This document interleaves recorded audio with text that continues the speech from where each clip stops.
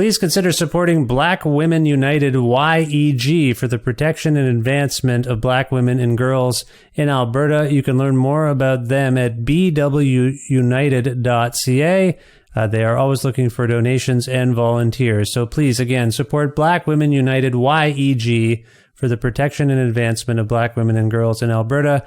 Again, that website is bwunited.ca. Hey, this is Nicole calling from Hamilton, and I needed to let everyone know that I really proudly support Vish and Creative Control. I have for many years, I will for many more, as long as he keeps delivering these amazing interview podcasts. When you hear one of Vish's interviews, you think he's known this guest for years, they're good friends, but the truth is he approaches every interview, whether it's sort of up-and-coming indie artists or established icons or like famous, intimidating comedians with a really deep, genuine curiosity, so he's never met this person, and the same really warm candor, as so he's known them forever.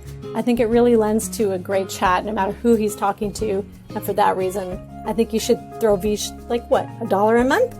He's got jokes. The jokes make it worth it.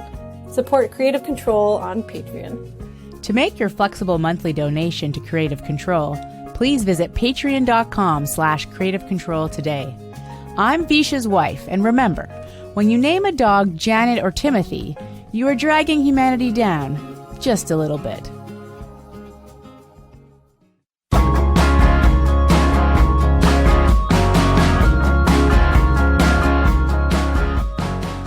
Christopher Aidney is a gifted and inventive songwriter, performer, multi-instrumentalist, singer, and producer based in Hamilton, Ontario.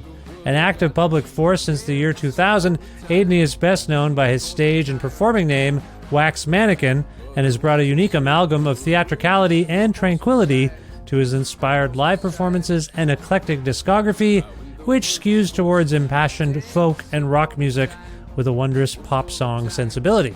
His 8th and latest album is a remarkable one called The Red Brain, which enters the world on April 14th, 2023 via Coax Records. As such, Chris and I reconnected for a good talk about things like how things are going in Hamilton and his organizational role in the Awesome Mom live show series in that city, his work with the producer and musician Corwin Fox, the lessons we tried to learn, and the adventures he and I once had on a cross-Canada tour with the Burning Hell, the pocket system, and remembering people's names, becoming more socially adept, and what the red brain means to him conceptually, his latest batch of songs, the future and science fiction, how being genreless can lead to creating something timeless, upcoming live shows, other future plans, and much more. A part of the Entertainment One network with the support of listeners like you who follow and subscribe to this podcast and spread the word about it, and make flexible monthly donations at patreon.com/Creative Control, which is the primary source of revenue for all the work that goes into this podcast each and every episode. I was going to say each and every week, but sometimes it's twice a week. Often it's more. No, it's not often more than that. I'm trying to set some boundaries for myself. You know how hard it is to set boundaries for your own self? Anyway, I digress. Thank you for supporting the show at patreon.com/Creative Control. With additional support from Blackbird Music, a wonderful record store with locations in Edmonton and Calgary, Alberta, and very friendly staff who will happily greet you and help you find whatever it is you're looking for if you go down to one of their locations. Or say you want to order the new Wax Mannequin album, The Red Brain. Head over to blackbird.ca, type in those search items, and if they've got it, they'll keep it aside for you at the store, or they'll send it to you, to your house. It just depends on what, I don't know, it depends on a few different things. But anyway, learn more at the wonderful record store Blackbird Music and their website, blackbird.ca. Plus, in-kind support from Pizza Trocadero, The Bookshelf, and Planet Bean Coffee in Guelph, Ontario, which was once my home, and Granddad's Donuts in Hamilton, Ontario, which is Chris Aidney's home. This is episode 767 of Creative Control, featuring the lovely and talented Wax Mannequin, with your host, me, Vish Khanna. The seeds and beasts survive. I say that the best of these will thrive, build into the sky. You and I should leave a message for the beasts to find. Caught into an obelisk to remind them of all the stuff we tried. Hi, Chris. How's it going? I'm well. Vish, it's nice to hear your voice. Yes, yours as well. Where in the world are you today? I'm in Hamilton. How are things in my beloved Hamilton, Ontario? I don't know if you know that. Do you know that I love Hamilton? I know I'm a Guelph person, or I've thought of as that. Now I'm an Edmonton person, but are you aware that I quite love Hamilton? I know you have connections here with the granddads and a lot of friends here. So, you seem to be, you have many homes, and Hamilton's one of them. I feel that could be true. I had some good experiences in Hamilton as a young person and an old person. It could go either way, so yeah. Yeah. Hamilton generally doing well, though. I know, sorry, there is a thing that would come up as I was leaving Ontario, that Hamilton was getting Torontofied and gentrified, and that it was becoming unaffordable for lots of folks, which was an alarming trend. Is any of that calming down, or is that, first of all, is anything that I just said true from your point of view? And is any of it, if so, is it calming down in any way? Well, yeah, it was, and in a sense remains true. As with any city, things are getting more expensive and harder for people to get by and rent, but the gentrification part isn't happening either. So it's confusing. Yeah. But it's nice that there's still a lot of people organizing stuff and music and other good times. Yeah. No, I still call it home. I live up the hill in Ancaster and get downtown pretty much every day. But Ancaster is theoretically part of Hamilton. Yeah, it's just like an adjoining little town. Is that right? Yeah, they just amalgamated some decades ago. Yeah. Well, good. Up on the hill, that's good. Things are going well. Yeah. And it's great to have you back on the show. I do miss seeing you when I got to. Have you been playing actively in recent times, out and about? I try to get out at least once a month in town, running a show series actually in Hamilton. So that's been keeping me a bit busy. Yeah, it's my first time working on the other side of the experience. My mom has an art studio, and we've been putting on concerts there once a month, and it's been helping me feel really connected to, music, and giving me a bit of motivation and wind beneath my sails. Yeah. It's a lot of hard work. I've worked on both sides of it myself, and in my experience, it gives you great insight. It's illuminating about how the music business works, but I always found it very challenging and daunting to be organized and do a good job. And how are you finding it, being a show promoter? Well, I have someone who organizes the technical side of things really well, Nick Johannes, the Kettle Black. And I think we have sort of a path of least resistance approach, just trying to keep things small and pretty intimate, solo or duo performances, leaning towards weirder music, and because it's sort of a strange space. Yeah.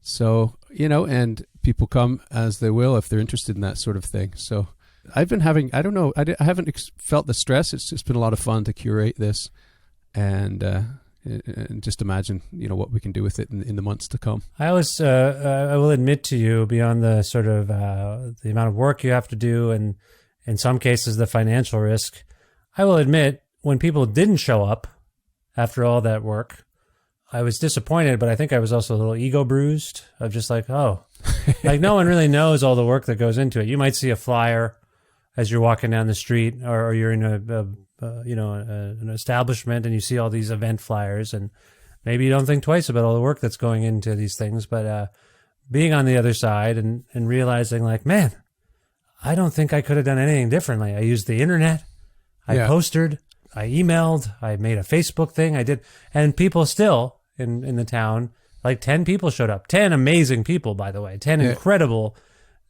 wonderful people. But you needed the best people in town. Yeah, you needed 100 people to show up, so everyone got some money. The bands, the artists.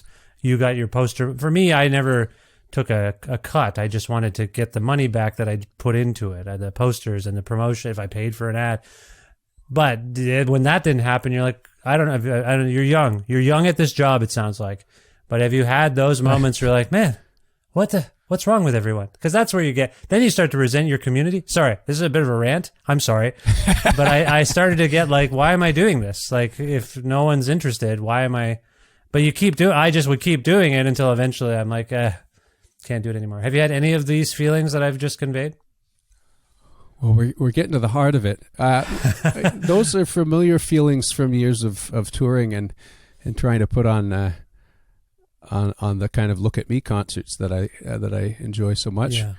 But with this series, I think as an antidote to that, I'm intentionally, or maybe just out of laziness, under promoting and being pleasantly surprised when anyone shows up, and it's working for us. So that's true. I mean, the pleasant surprise part, not that every time is packed or anything, but because putting on shows now is different than putting on shows in the before times. It's I don't know. I think what really comes out is the sense of community, though, more so than this is while we like to party in this place, it's not a bar, and it's more of just shows where people can talk, not over the musicians but after the musicians. So yeah. it's just kind of lets us get together with people we haven't seen for a while. Yeah, I appreciate that too. It's a social thing, and I mean, that's interesting. You invoked being a touring artist yourself, because if I think back on and you've done it way harder than most people I know. But that would also inform probably your approach as a promoter, because invariably you and I have played shows in Thunder Bay, and they've been together, and they've been packed. And you realize, well, people want to come out because there's not always a lot to do. So they value when people come to town. But you also understand that the promoter did a good job of getting the word out. Low key or not, it got the word out. But you also know, I think, Chris, and I know it too, like when you get to a town and you play a show and you're a little despondent if it's not a huge turnout, invariably someone will come up to you and say, yeah, no one really knew about this. It wasn't really well promoted. Yeah. And you're like, oh. You should have played at the place down the street. Yeah, you should have played the other thing. Yeah. People will start to give you that intel. And then you're like, I think that's where when I started doing promotion, I had those voices in my head. Guilt-inducing voices, frankly. I wasn't promoted very well. Okay, well, I'm going to do everything I can. I'm going to go pound the pavement. I'm going to take an afternoon or a couple afternoons and get posters up and do all the stuff. So I feel like I did everything I can. So all I'm getting at is... That's important stuff. Yeah. And it's still... people neglect the physical, putting up posters on the poles, and I think that's still... Or in the cafes and whatnot, that's still very important. Yeah. I mean, over the years, I've learned there's a lot of magic in just the lineup, just having a compelling collection of acts that maybe would be a bit incongruous, or you don't always hit it, but that is a big piece of the puzzle, just stacking the bill. And it doesn't mean that everyone, each band draws 20 people, so there's 60 people there. It's just there's a story that can be told with just who's on the lineup, and it can be fun. It's curating, right? Absolutely. And that can go much, much farther to promote than just, passing out handbills desperately. Well, and show promotion 101 is you get a couple locals on the bill. Yeah. So their friends come out and they spread the word about it. Yeah. No, I'm sorry. I feel so far removed from this as both I'm a less frequent show goer nowadays. And I'm totally I'm in a different city. I don't really know. I've actually met a few of the local promoters, and that's been good, but I haven't, whatever. I'm not engaging with that stuff as much as I used to. You yourself you said you're trying to play live at least once a month. Is that what you were saying? Or is that what you were talking about the show series? I just want to clarify that. The show series is once a month, and I myself usually get a gig or two a month, and that's picking up because of the new record that's impending. But I'm with you, though. There's a certain I assume I speak for both of us when I say we're grown-ups now, and it's there's more inertia with it's so comfortable at home and with families and guitars around. Yeah. But I rarely regret getting out to a show, and so putting them on and having this little series reminds me of that, and helps me feel like there's a reason to keep being creative and or I'm always coming up with songs, but having an actual outlet for it, a reason to put them together, is a big part of helping me get stuff done. Yeah. Well, I want to say, as usual, you have astounded me with your latest album. As usual, you have astounded me with a brand new album.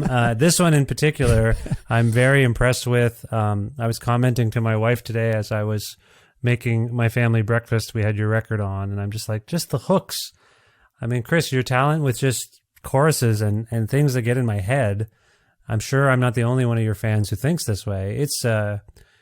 It's remarkable. You're a true craftsman, if I may say. I don't mean to overflatter you on this Sunday morning, but I just want you to know I'm very impressed with what you've done here. So congratulations, if I may say, first of all.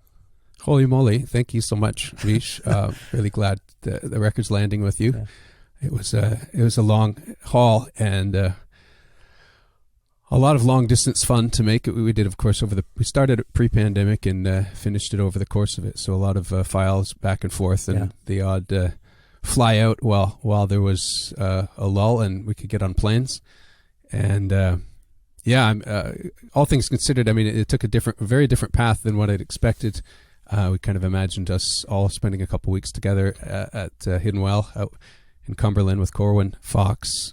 We thought we'd sort of be a whole gang and just hammer through the thing, but it was much more drawn out and in some ways better for it because I had time to labor over things and go back and not feel as pressured for time because there was no sense of it ever being released. So it's nice to have that impending. Now, for those who don't know, the name you just invoked, Corwin Fox is a recording engineer, a producer, and a musician. Is that a good way of characterizing him? Yeah. And now, is he the producer of this album exactly? I see his name pop up in the credits, but I wasn't sure. Yeah, I mean, yes, there was many of us had a production hand, I guess, but he was the grand wizard at his studio where it all came together. Yeah. But we recorded a bunch in Guelph too with David Copper and my friend Edwin Burnett here in Hamilton, and roped in musician friends from the West Coast and also Ontario to get it all rolling. Yeah. But Corwin is the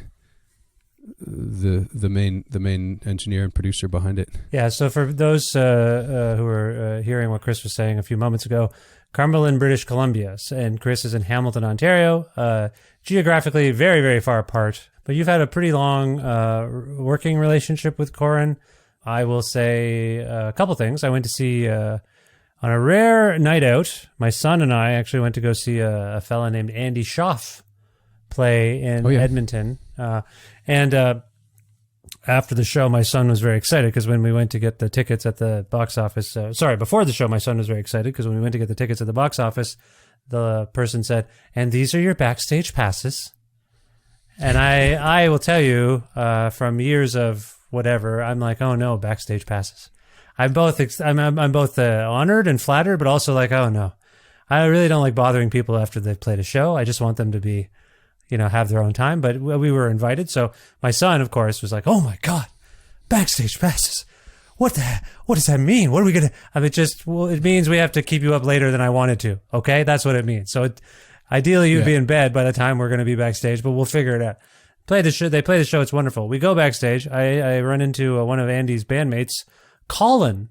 A fella named Colin is playing keys and singing. Okay. And I say, hi, I'm V. She's like, oh yeah, we met. We met with Corwin. I say, what? Oh, wild. Yeah, years ago we met. The last time I was with Andy, we met and we talked about how we both know Corwin Fox.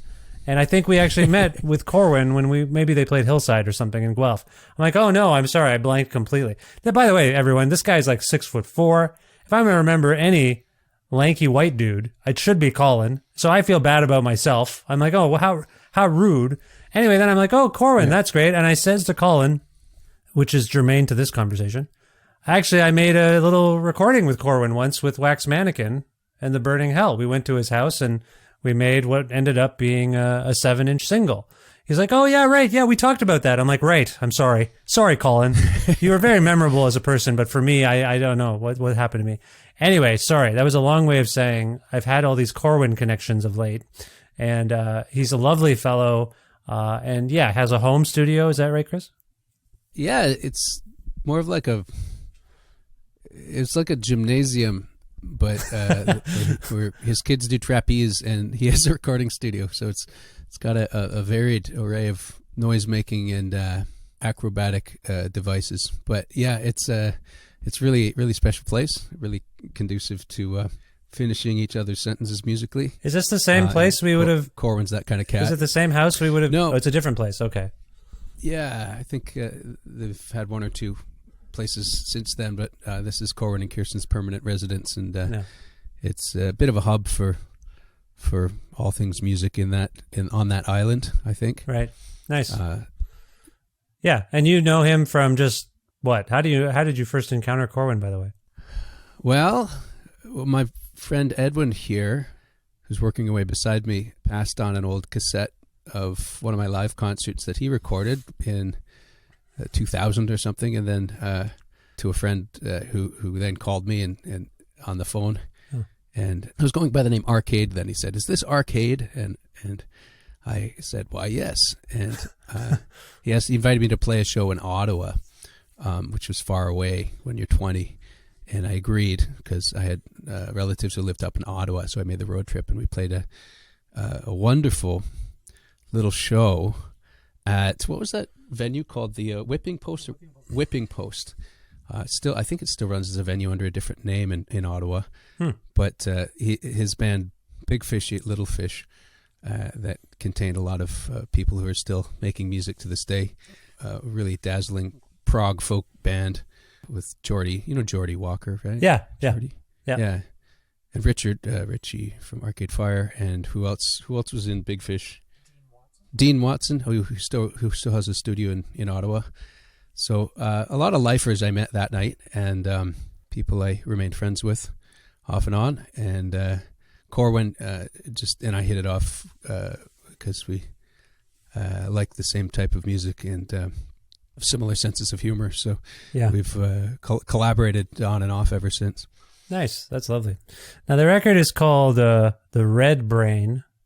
There is a song of the same name. I want to begin there because it's the first thing that we will all encounter as we're digging into your latest work. The title and the fact that there's a title track is often telling.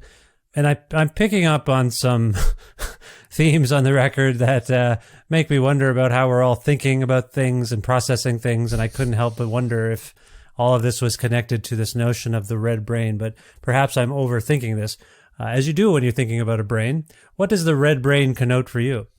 I think the connection is the just my attempt to interface with people over the years and navigate music adventures that I'd go on touring, and feeling that I could keep in. I had many friends and people that I kind of developed creative relationships with over the years, but always felt a bit distant, I think, socially, and has something to do with the creative neurology of my, the way I think and the way I create. I don't communicate socially in the same way as others, and so it takes a long time or a particular kind of person for me to connect with on a more friendly level.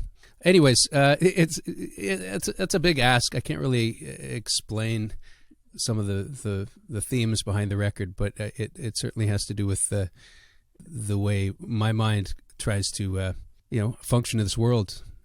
So sorry, is the red brain? That's a horrible explanation. I'm sorry. No, not at all. Moving on. No, it's not no. It's I think it's obviously a complicated concept for you, and I mean, for those listening, I can relate to what Chris is saying about Chris, because you and I have known each other a long time, and I think you're a really thoughtful guy, but you're self-aware about, I don't know, how others maybe perceive you, or I've never thought of you as an unfriendly person, but you find it's a challenge for you to kind of interact socially. Is that kind of what you're getting at?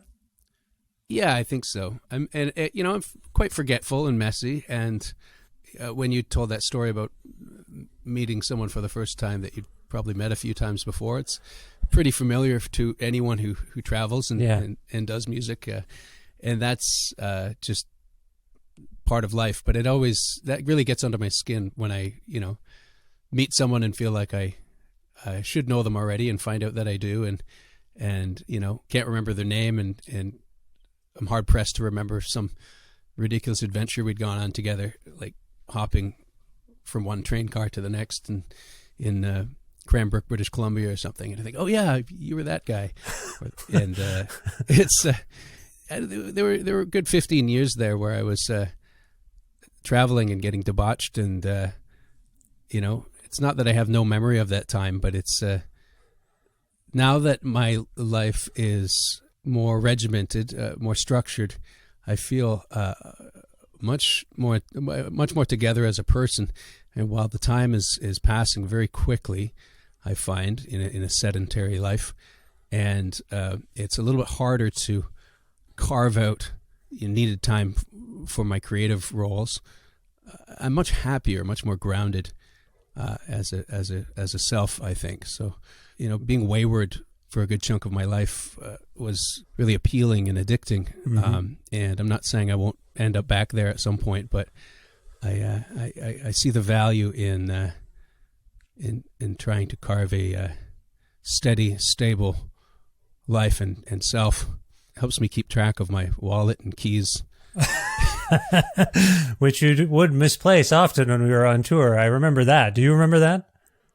I remember, yeah, you had some advice for me that I should just I should always put my wallet in the same pocket. Pocket system. And the keys, and that never works for me. I have this funny thing where I can't develop habits. I think I've realized, like, I can be dedicated to a habit, hanging my keys on the hook every night and commit to it when it's a new and exciting thing to do. And it's great because I'll know where my keys are each day, and a month or two will go by.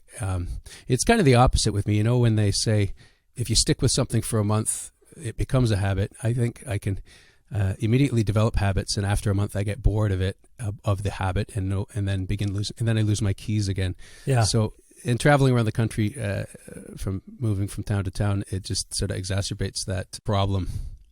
Everything you're saying relates to what we have just been talking about remembering people, because first of all, for those wondering what I meant there by the pocket system, and I'm just going to be a dad. For some reason, I was a dad to you on that tour, and it didn't quite pan out, Chris. I'm sorry.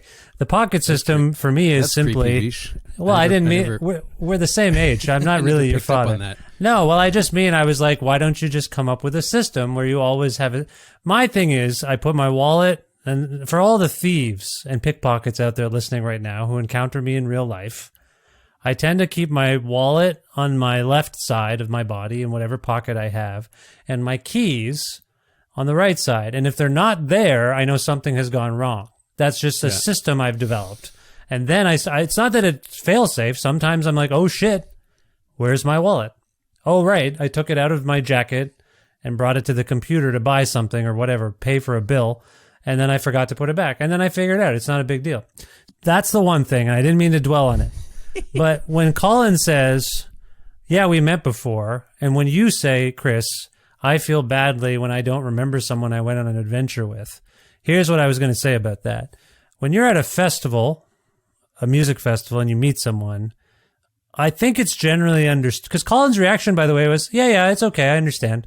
He wasn't mad at me. I felt badly the way you feel badly when someone says, yeah, we actually went on a kayaking trip together. Remember, the raft tipped over and there was a shark? And you're like, oh, yeah, that's right. That was memorable. I'm sorry. My point is, at a festival, everyone, I think, understands you're meeting 1,000 people in a weekend. So if something goes by, it's understood. On tour, not only are you meeting a new group of people every day, it's blurry. You're coping. Touring is, I think you're just constantly like, okay, did we get food? Are we going to make it on time? Is everything going to work out? And you're just constantly, I think, coping each day until you play the show. Do you know what I'm saying here? I get that, and everyone gets that. It's just I don't accept it. I find it painful. Yeah, but you're self-immolating about something that I think is normal to not remember. Oh my God! Like Chris, again, I don't mean to keep dwelling on the one experience we had, but we did 27. We did like 24 shows in 26 days. I remember a good chunk of it, but I also couldn't tell you everyone's name. And I assume they'd be okay with that. Self-immolation is part of my process, but I know that, I'm aware that it's perfectly normal to not remember everyone's name. It's just, I think it's just a symptom of traveling every day. Yes, that's what I'm saying. And it's one of the features of touring that I wasn't, that I didn't take to. It's something I didn't like. My pocket system's is much more effective than yours. I leave my wallet in Thunder Bay and I pick it up on the way home.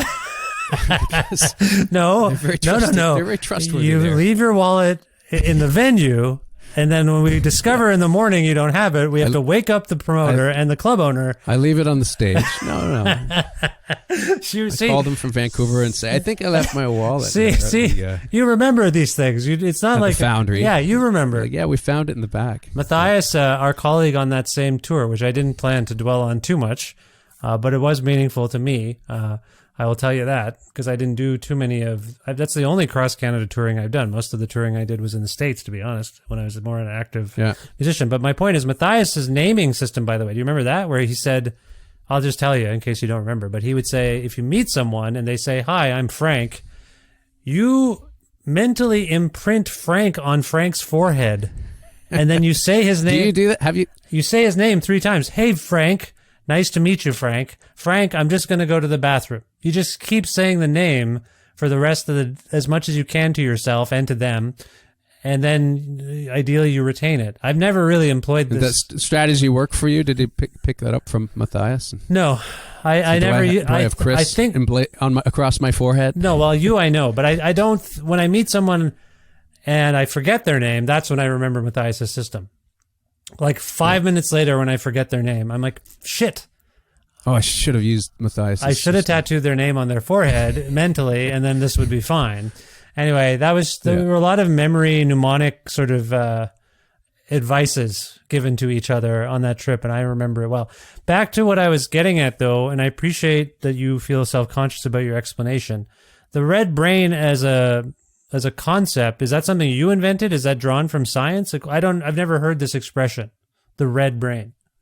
There's a book called The Red Brain, Blue Brain, where someone gives this. I came up with the song before finding this, but I haven't read the book. It had the idea is that there's a reactive amygdala firing brain, that's the red brain, and the blue brain is the calm, tranquil, mindful brain. I'm not sure if that really ties in with the themes in the record, but there is a song on the record called Red Brain, and it's about a floating red brain in the sky that swirls around and consumes the world. And so I don't think there's too much to read into that from a scientific standpoint. It's just sort of an image that came to mind, and but there are neurological themes, I guess, through the record, and that's true of all my music. Something that comes up again and again as part of my thing. Part of my jam is to figure out how to relate to people as I do my stuff. I think part of the appeal of music for me is sort of communicating, on stage, trying to find a common ground with an audience. I think is it can be really transformative for me. Yeah, to try to get some of my ideas out there and write songs and stuff and sing them. It feels good. No, I know it does. I can tell. You do it with such passion and gusto that oh dear. I can tell that that's what's going on. My questions. Where are you taking me, Vish? I wonder a couple things. I wonder if, I know you can't generalize about this whole record, but I am picking up on some science fiction themes, perhaps pondering a not so distant future. Maybe post-humanity. I can't figure that part out. I want to ask you about that, but just sticking with the brain for a moment. I know you've talked about already in this conversation how you are self-aware about how your brain maybe works socially. But I wonder if you think about how often you stop and consciously think about your brain and your mind. And you know, I think about the things you make, whether it's candles or music or art. Famously, for me anyway, you have one of the most interesting album covers ever, which is a guitar strung across your face. Like, that is not a normal thought on some level. Like, I don't think your thoughts are always... I'm surprised by your thoughts. Let's put it this way. I know you're a human, I think. We're both humans, but your thoughts and your ideas, sometimes I'm like, where did this even come from? So do you spend a lot of time thinking about why you think the things you think? Does that make any sense? I'm too busy, I think, to do that. But when I get a good idea, or what I think is a good idea, I try to write it down and turn it into a song. Or sometimes it won't be a song; it'll be an image or a candle. Yeah. So I'm just trying to service the ideas, and sometimes I go through long stretches and I don't come up with much, and other times they happen more frequently. I've been thinking that the past few months, as I'm waiting to, I'm just sort of focusing on work and these shows, and had the thought that I hadn't been writing music, and then I listened to my the recorder on my phone and realized that I've been, singing or strumming little half-baked ideas, and the problem isn't coming up with ideas; it's just finding the time to finish them now. So yeah. I think when I was traveling a lot, I could, either in the car write songs while I'm driving, which sounds more dangerous than it is, or when I'm sitting before a show, there'll be more time to practice and write. I think the pocket system for me, the most effective system would be, carving out an hour a day just to finish some of the ideas I'm having, some of the songs that I've started and recorded on my device. Yeah, I think once I do that, I'll have plenty to work with. Right. Okay. Now, I wanted the other thing I alluded to there were some of the potentially timeless, if not futuristic, ideas that I hear in your work and on this record. Can you speak to that? Does it feel a little, I don't know if this even resonates with you when I say it feels science fiction-y, but do you know where I'm coming from with that, with some of these songs? Like that it feels like you're talking about what's to come as opposed to maybe as it's informed by what's happening now. Does that make sense? I think my songs are little stories or vignettes, and sometimes I sketch out a different take on society or civilization, and if that comes across as science fiction, I guess I could see what you're referring to. There's a song called "The Obelisk," yeah, that maybe seems a bit science fiction or magic realism-y. But again, it's just I'm just trying to service the idea, and have an idea for a story, an idea for a song. I mean, that's my approach to music. Generally, I'm not wired to think in terms of genre, so I'll have an idea, I'll write a song, and it'll come out as it does. I think it's been a hard sell to not be able to pigeonhole myself in a genre, but I think looking back, I'm pretty happy about the fact I'm not a folk musician or rock or whatever. I follow ideas, not genres. So I don't know if if there's songs that come across as science fiction, then super. Well, again, science fiction is not a music genre. I just want to clarify this, and where I was coming from is you related to you just referred to the fact rather that you have not stuck to any genres, and those of us who follow you can attest to that. But what else I've picked up on, and I was thinking about it as I was listening to this record, is that you've also intentionally or consciously or not, I'm not sure, your discography to me seems very timeless. Like, it doesn't seem married to any particular zeitgeist moment or trend, if you will. Sonically, you've chosen to work with people engineers and producers that don't glom on to, I know they're using whatever technology is available to them, but I don't hear the technology.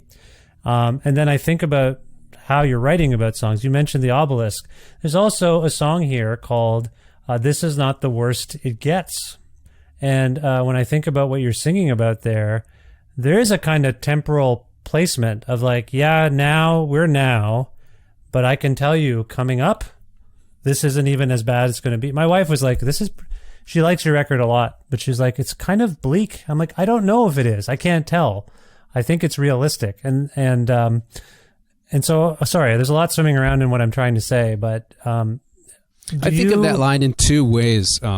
Yeah.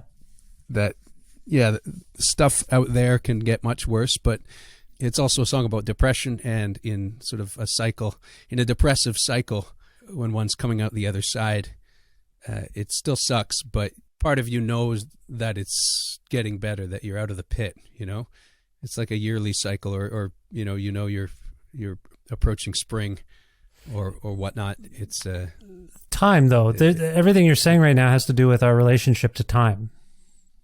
And that's what I'm kind of trying to get at with my convoluted question. How conscious are you? Like you mentioned, it sounds like you were at least self-aware, if not conscious of the fact that you don't land in any genre. Let's talk about time. Like if you think back on how you've written songs and presented them, if what I'm saying is true, and I don't think you're married to any particular time, the way like there's certain records that have come out this century, we're like, oh, that's totally a 2003 record. You know what I mean? To me, and I'm generalizing, of course, but certainly in your last 4 or 5 records, I would argue that they could have come out at any time, and they could be they might have been about, I'm putting that in air quotes, things that are still relevant now. And I think that's a really wise move you've made. In theory, you could be singing a lot of these songs when you're 80, Chris, and they would still make sense. Maybe you won't make sense when you're 80. I don't know. But my point is timelessness or being cognizant of the time you're in any part of your practice, in a sense? I think I don't have the apparatus to work within current style. Yes, whatever is popular. Yeah. Or current, and I like to think I use that to my advantage long term as a songwriter. I mean, I'm aware that I flirt with style and sound, but don't commit to any. And rather than create like an amalgamation of styles, I just try to be a bit, or end up being, I don't know if try is the word, but I end up being a bit genreless and styleless, hopefully in service of the idea. Well, like a song like Sick Boy almost employs like elements of like klezmer or something, but it's sort of folk. It's a folk song. And then at the same time, for people who haven't dug into this record yet, Chris will get into sort of metal and punk, but it doesn't sound like any particular period of those things to me. And it all works together cohesively on the same record. And that's, Chris, I'm talking about you like you're not here. I just want you to know that it's appreciated. It makes for a very dynamic, kind of adventurous listening experience. Thanks. Sick Boy was written originally by an artist who I think I have a lot in common with lyrically. A fella named Raghu Loganathan out in, I think he lives in Prince George now. And he kind of wrote the original version of that song, and we took it somewhere new on the record. Oh, I see. But it was a fun one to sing, and you're right, it's has an Eastern European sort of sound to it. Yeah. So I think you are boundless in a sense. Like you can do anything you want, and it makes sense as a Wax Mannequin piece. You say you started this pre-29 or pre-2020, right? You started working on this before the pandemic? Yeah. Ray Spoon helped give it the nudge to maybe put all the pieces in place to start this record, and I kind of spent a good 4 months writing, and then got to pre-record, to sketch out some tracks with Corwin just before the pandemic hit, and since then it was just back and forth. So lyrically, were most things conceived of before the pandemic? Not really. I'm trying to think which songs. Maybe the Red Brain itself, the song Red Brain, was written pre-pandemic. The rest kind of pieced together during that time. I mean, everyone was... What else could you do? Pandemic time, there's a lot of writing that happened. Yeah. So... Yeah, no, for sure. But even when I think about a song like the Obelisk, which, correct me if I'm wrong, Chris, an obelisk is a kind of a monument to a civilization, really. It's sort of a marker of what may have occurred. Is that a way of putting it? I'm misspeaking, I think. In this song, it is. It's just a humorous little tune about far future time. Yeah. When we're long gone, and my thought is that the plants and animals that evolved to build a new civilization might appreciate our mistakes. Yeah. So that's what the song is about, and I guess there's an obelisk that we write all of our good ideas on. And did you write that one prior to the pandemic or after? No, I wrote that during. Yeah. So because I don't know if you felt this way, but I think a lot of where people got uncomfortable or unsure about how to manage what was happening between climate stuff, imminent climate change, this pandemic, like sort of existential, not sort of, like real existential threat stuff. And I think part of the narrative around COVID was like, this isn't about your bad cold. This can impact your future. Like this, that's what they've been saying. Like this has a long-term, the fear is, well, initially the fear was that it was killing people and there was no future. And then it became, not only is it doing that, if you get it, your body and mind could change forever. And we don't know the end goal here. All this to say, I think people were forced to think about the future a lot more and think about their legacies and what they've done and what they could do.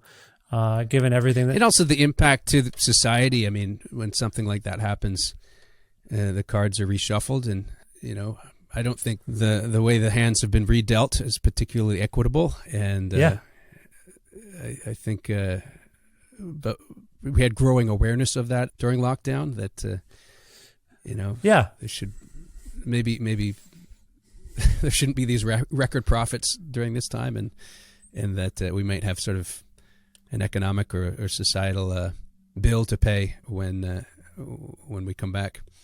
Yeah, but within that, I appreciate what you're saying there, of course. But within that, where I was kind of coming from is the swirl of temporality that has been invoked. Like, hey, everyone, this happened in 1918. There was the Spanish flu. We as a world have been through this before, and this is how it went down. This is probably what we should do. And there wasn't, I would argue, as we're speaking, there has not been the willpower to actually deal with this in a way that manages it, or there never has been, frankly. And all I was kind of getting at is a lot of the narrative I heard was history will judge us. Historians will look back on how we reacted to this particular pandemic and be like, what the hell are you guys doing? Why did you do that? You had all the information. So when I hear about an obelisk, and I hear about songs, again, I appreciate the way you framed the song about depression.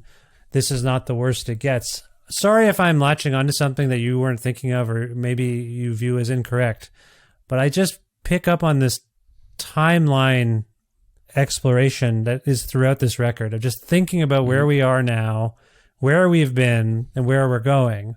So when you sing a song like The Obelisk about a point where vegetation and animals will be all that's left, I'm saying that's in the air right now still. That we as a humanity, as a civilization, are on the cusp of some major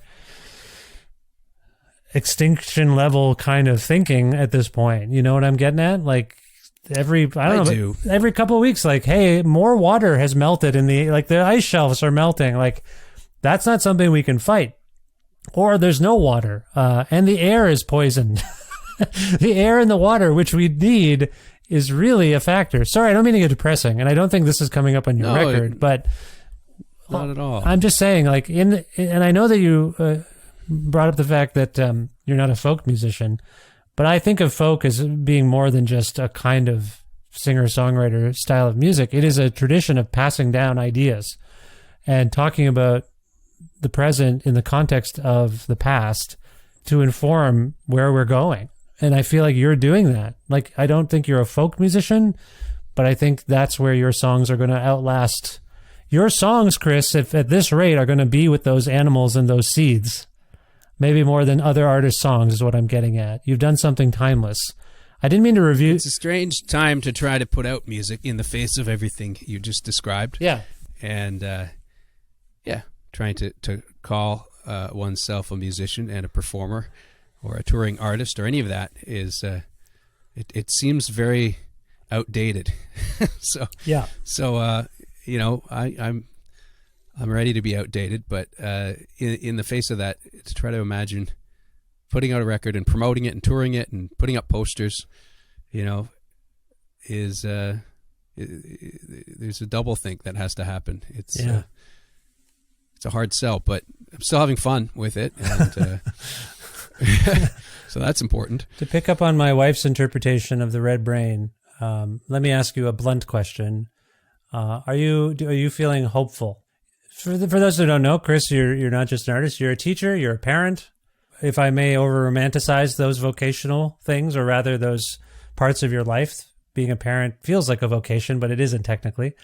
I would think being around children would, in a romantic way, instill you with hope. It does. Yeah, absolutely. Yeah. So, but based on these songs, do they feel hopeful to you? I try to have enough double meaning in the lyrics and the song titles that they can read that way or they can land that way. Again, I'm captivated by the daily grind and finding comfort in setting up as much structure as I can in my days to keep my wits about me. But am I hopeful? I don't know. I mean, we're going to go on for as long as we can, and I'm going to try to do as much good as I can for my kids and the folks around me. So that's hopeful, just committing to acts of good and being, gracious and considerate in any interaction. I think that's where hope is for me. Just trying to, be small scale, kind. That's well said. And that's all you can do is be good in your community, I guess, is where maybe you're coming from. Or strong? Be good and strong? What's the word? I don't know if that's right. But you're doing the community work that I think is what people need to be doing. I don't mean to be like act locally, think globally or something. I'm not trying to be a tote bag slogan. But I think you're not the only one who said that. Like, the best I can do is what's in front of me outside of my house and in my neighborhood and in my community. The world is so daunting otherwise that if I can find joy and contribute something meaningful locally, then that is going to get me through every week. Sorry, does that sort of reflect some of what you were just saying? Yep. And I think making things still has a big part in that. Yeah. The concerts we're putting on, I think the benefit for me is just bringing people, however reluctantly, together to have a really positive experience and walk away remembering that it's incredibly important and satisfying to get together with other people in person. There was always, during the pandemic, there was always this idea that as soon as it was, quote, over, people would come rushing back and want to be together. And it's not over. And understandably, I've yet to see that. And of course, the precautions, taking appropriate precautions when getting together is a big ongoing conversation that makes these things more complicated. But I still think that, when we can get together safely and for music and other ridiculous creative purposes, it's a really lasting, resonant positive that keeps me going. Tote bag. we should put out a line of tote bags with everything we've said. This whole conversation in very fine print. Well, that would be an interesting way to transcribe it. I agree. That would be an interesting thing we could come up with together. It's not like we haven't made strange things together before. So yeah, I'm up for that. I'm up for that for sure. Maybe I can contact PBS to ask them how we can get that done.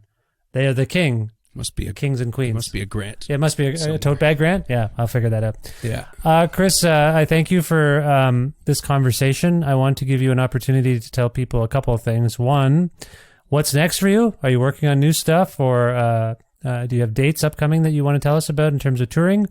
And secondly, where can people learn more about you, follow you, engage with you using, I assume, computers and telephones, if not other appliances at this point? Can you share both what's next and also where people can learn more about it? Yeah. I mean, we're still piecing a lot of things together, but I'm going to be doing Hillside this year, so that'll be fun. Oh, exciting. Hillside Festival in Guelph. There's a lot coming together at this moment, so I'll keep people posted on my website, waxmannequin.com. I think at this point it just points you to my Bandcamp, but that works. Yep. Instagram is at waxmannequin. The show series I was talking about is Awesome Mom Shows. So that's where I've been putting a lot of my good times and sort of documenting these events we've been putting on. Okay. Regardless, yeah, thanks for talking to me, Vish. It's really been fun to reconnect. Oh, yeah. No, it's my... Go down some wrong rabbit holes and some right ones. I hope they weren't that wrong. Is your new record going to be available on vinyl and whatnot? Yeah, we have the CDs all in boxes here. I don't know if anyone wants them, but vinyl is coming out soon. And yeah, it should be out hopefully not long after people hear this. Yeah. So three singles are up already, on all the streaming services. So you can find them on Tidal or the other ones. Yeah. Bandcamp and all that. So okay. I'm pretty excited to have it rolling, and like to know what people think. You should be excited. It's stupendous. I'm going to Don King this and say it's stupendous. It's outstanding. It's remarkable. It's outrageous. No, it's wonderful. I love this record. So congrats again, Chris. If we can go out on a song from the Red Brain for people to hear, a whole song, can you choose one? Choose one for us and let us know why it came to mind. Okay, thanks, Vish. Well, let's maybe play Not the Worst It Gets. It's one that we spoke about, so I think it hits on a lot of the ideas that we did in a more crafted way than I certainly managed in conversation. But yeah, it's up. That's one I want to hear. Okay, we can go with that. First of all, you did very well today. Don't self-immolate about this interview. You did really well. I appreciated. If anyone bungled this, by the way, it's always me. It's never the guest. That's how I feel about things. So you did well. This is an amazing song called "This Is Not the Worst It Gets" from an incredible new Wax Mannequin album called The Red Brain, which should be available soon, if not now, depending on when you're hearing this. Chris, I love you very much. I appreciate every time we get to talk and connect. I hope you know that, and I hope you enjoyed this. And don't beat yourself up over it. And I hope we talk again soon, and best of luck in the future. It's good to talk to you, Vish. See you soon.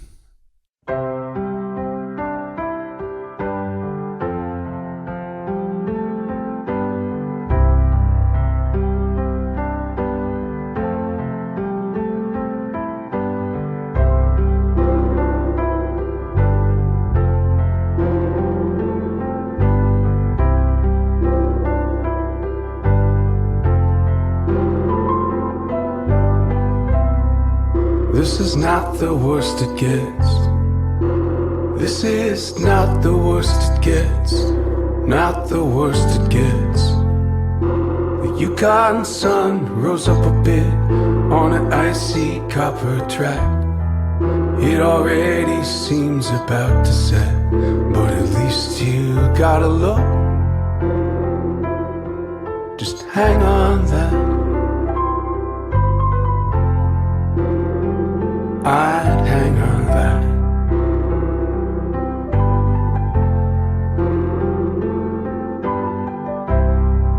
This is not the worst it gets. I did not mean to turn my back.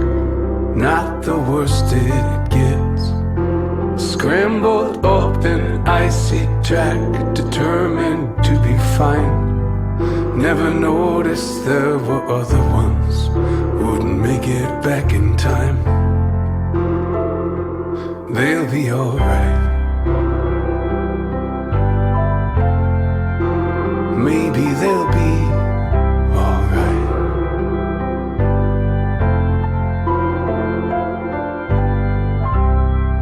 This is not the worst it gets. Fold your palms into a map.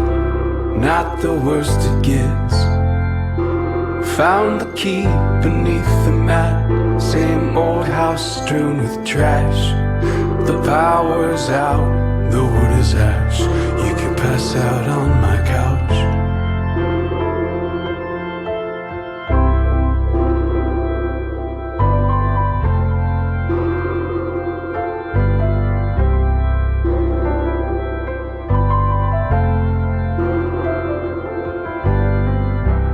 This is not the worst it gets.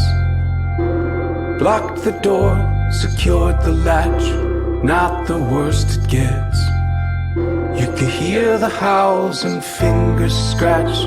Morning comes at last. Well, the quiet's louder than the crash. Ring it in your mind, or let it die.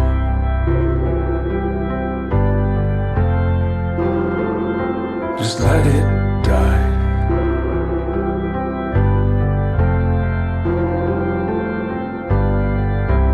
This is not the worst it gets.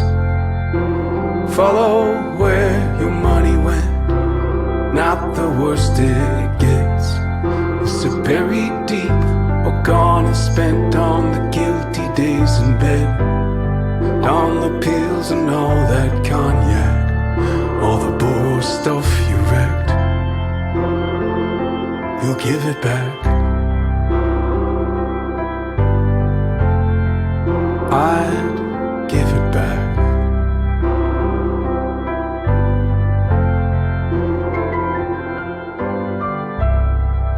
This is not the worst it gets. Quietly you've been calling it. Not the worst it gets. The cellar's safe room lights a crack, 'cause you've done half of the work. And the witching hours are getting short. Maybe you will forget you're not alright. I wouldn't be alright.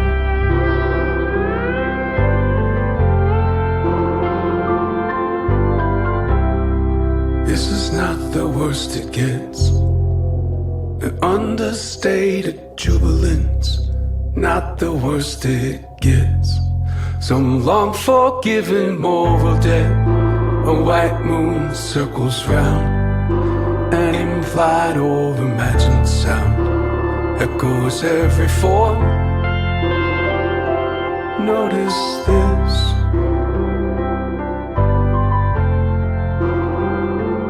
Notice this.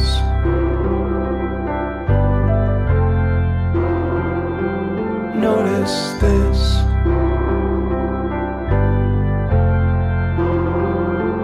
Notice this.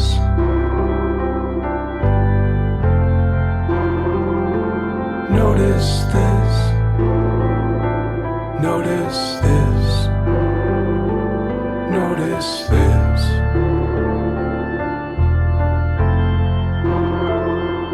Notice this.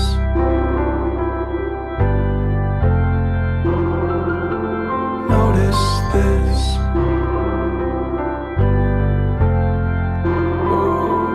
Notice this.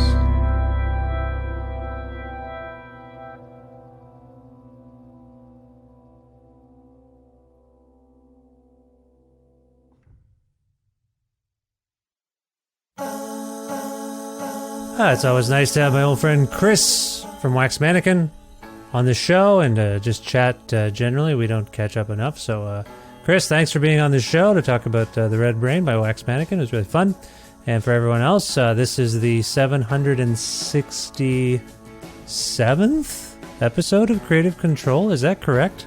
Hang on, I gotta consult my notes. Usually I'm very organized. Yeah, it is. Man, we're getting old. Show's getting old, everybody, is what where I've landed with that. Anyway, this is the 767th episode of Creative Control, which is part of the Entertainment One podcast network, and is available just about wherever you access podcasts. If you can't find an episode that you're looking for, or if you want to learn more about me and sign up for my monthly newsletter, please visit vishkhanna.com. You can also like Creative Control currently on Facebook, also on Twitter at vishcreative, or you can follow me directly on Twitter and on Instagram at vishkhanna. Also, please visit patreon.com/Creative Control to make a flexible monthly donation to sustain this podcast. $6 American or more a month grants you access to some exclusive content. Sometimes I go I do a little bit of overtime with my guests, and that is the case with this Wax Mannequin episode. So if you enjoyed this, if you want to access more of me and Chris just chit-chatting, go to the Patreon and support the show financially. You don't have to do $6 American. You can do any amount you want, and you can change it at any time. Some people do $10 a month. Some people do $2 a month. Sometimes they go up, sometimes they go down. That can be you. So please visit patreon.com/Creative Control for more information about how you can support this show and its work with your dollars. Thank you so much. Thanks again to the fine Alberta record retailer Blackbird Music, which you can learn more about at blackbird.ca. You can go there to place special orders, or you can go there to figure out just where in the world exactly they're located. They have locations in Edmonton and Calgary, but for addresses and to order things, like I say, visit their website, blackbird.ca. I also want to thank Pizza Trocadero, The Bookshelf, and Planet Bean Coffee in Guelph, Ontario, and Granddad's Donuts in Hamilton, Ontario, for their in-kind support for this show. Thanks as always to my friend Jim Guthrie for letting me music of his on the show. You can learn more about Jim at jimguthrie.org. And finally, last but not least, thank you for listening to this episode with Wax Mannequin and checking out The Red Brain, the new album and the back catalog there. Thanks for subscribing to this podcast and telling your friends all about it and spreading the word about Creative Control and following the show and all those sorts of things. And I just can't thank you enough. Thank you. That's the last thing I'll say. Besides, talk to you soon. Be well. Bye for now.